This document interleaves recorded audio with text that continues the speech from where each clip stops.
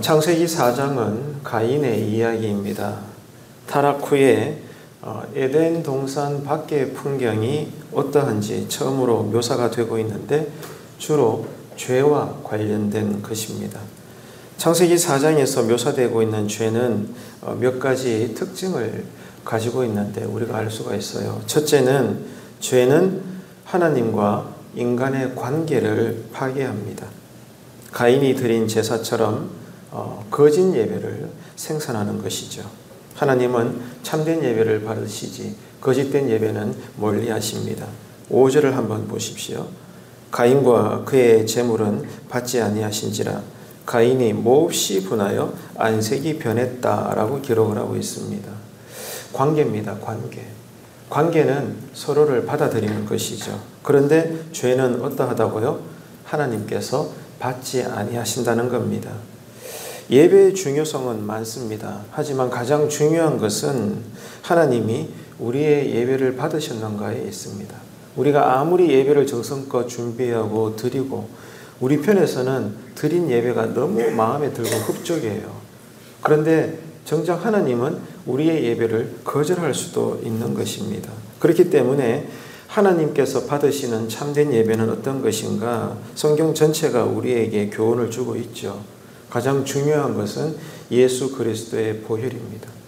예수 그리스도 십자가의 피, 그 십자가의 능력, 예수 그리스도의 보혈을 의지하는 믿음, 그 믿음 안에서 성경의 가르침대로 영과 진리로 드리는 예배입니다. 그러하기 때문에 그 믿음을 따라 전심을 다해서 믿음에서 나오는 힘과 뜻과 모든 정성을 다해서 전심으로 드리는 예배. 그런 예배면 정말 이미 삶 자체가 하나님께서 기쁘게 받으시는 삶으로서의 예배가 되는 것이죠. 그래서 오늘 창세기 4장에 보면 하나님께서는 아벨의 제사는 받으시고 가인의 제사는 멀리 하셨는데 오늘 본문에도 기록되고 있듯이 아벨과 그의 제물, 가인과 그의 제물이라고 분명히 의도적으로 언급을 하고 있는 만큼 예배의 행위보다 그 예배를 드리는 예배자의 삶 자체로서의 그 예배를 하나님께서 먼저 6일 동안 지켜보고 계신다는 것을 우리는 성경을 통해 알 수가 있는 것입니다.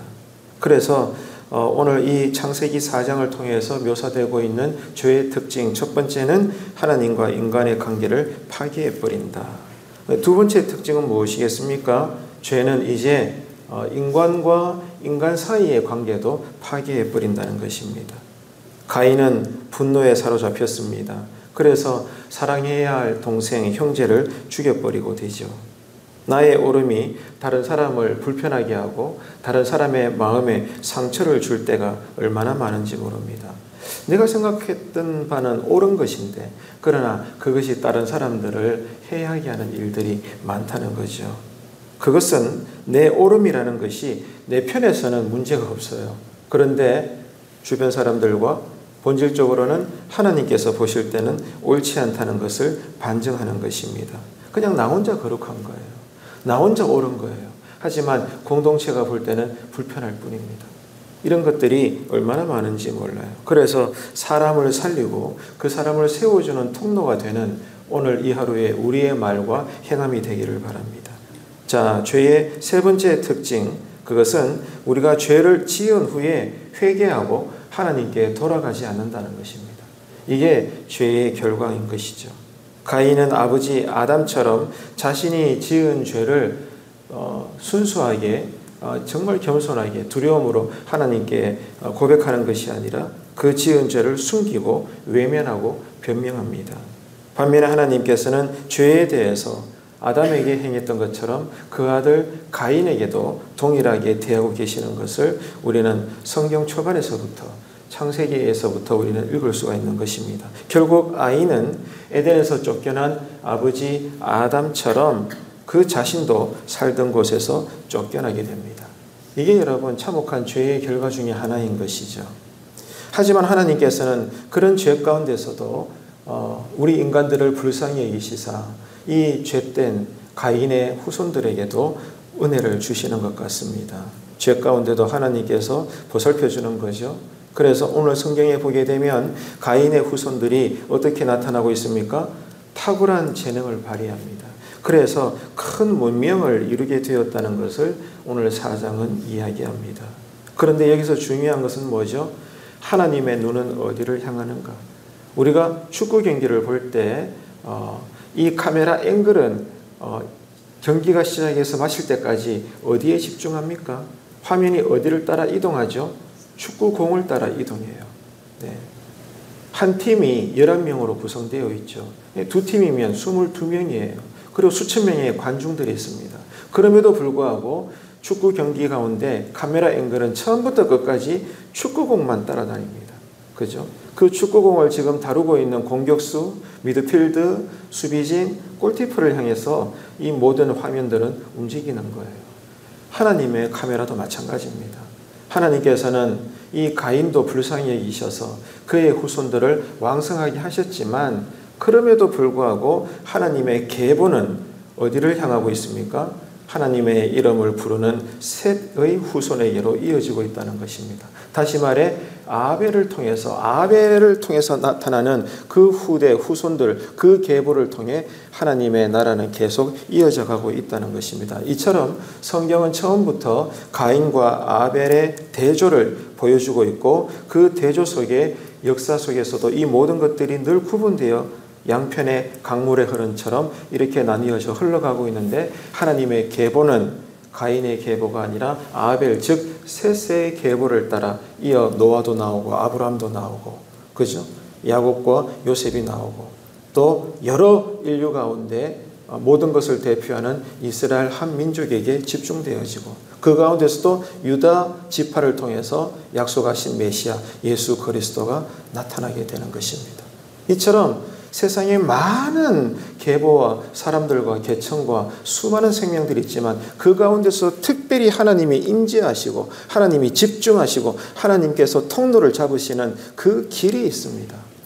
그 길로 행하시는 날마다의 신앙이 되시기를 바랍니다, 여러분. 이게 여러분 얼마나 중요한지 몰라요. 그래서 중요한 것은 오늘 또 우리에게 있어서 이 하루 속에 내가 어느 길을 갈 것인가 어느 편에 서 있을 것인가가 중요한 것입니다. 그래서 여러분 하나님의 편을 사모하셔야 합니다. 하나님의 편을 사모하십시오. 하나님 편에 서십시오. 하나님을 기뻐하시는 삶을 추구하시기 바랍니다. 그러려면은 말씀과 기도에 집중할 수밖에 없죠. 그래야 하나님의 뜻을 알 수 있으니 오늘 이 아침에도 여러분 기도하실 때 내가 하나님 편에 서기를 원합니다. 주님 나와 동행하여 주옵소서. 이 기도가 깊어지기를 바랍니다. 그래서 말씀과 기도에 집중을 해서 말씀의 영, 진리의 영, 예수의 영이신 성령 하나님의 인도하심을 오늘 또 우리가 세밀하게 받을 수 있도록 하나님의 그 하나님 나라의 앵글, 하나님의 눈이 오늘 또 이 하루 내 인생길을 바라보실 수 있도록 여러분 이 아침에 기도하시기를 바랍니다. 가인은 하나님을 중요하게 여기지 않고 지멋대로 살아가는 사람들의 대표입니다. 반면에 아벨은 하나님을 경외하는 사람들의 대표인 것이죠. 그런데 가인에 속한 사람들은 아벨에 속한 사람들을 이상하게 여기고 그들을 미워하고 적대시합니다. 이 일은 오늘 또 일어날 것이고 내일 또 일어날 것이며 주님 재림하시는 그날까지 쉬지 않습니다. 그렇기 때문에 오늘 또 우리는 아침부터 어떻게 해야 됩니까? 성령 충만할 수밖에 없는 것입니다. 성령에 사로잡혀야 됩니다. 그래서 여러분 가난한 자나 부유한 자나 삶의 처지는 다 달라도 이 아침에 여러 가지 기도 제목 가운데 여전히 동일한 것은 주여 내가 전신갑주를 입기를 원합니다. 성령으로 충만케 하여 주옵소서. 그런 나, 내 가정, 우리 교회, 이 나라, 이 민족이 될 수 있도록 이 아침에 기도하시고 믿음 따라 은혜 가운데 이 하루를 사시는 저와 여러분의 하나님 나라의 삶이 되시기를 주님의 이름으로 축복합니다.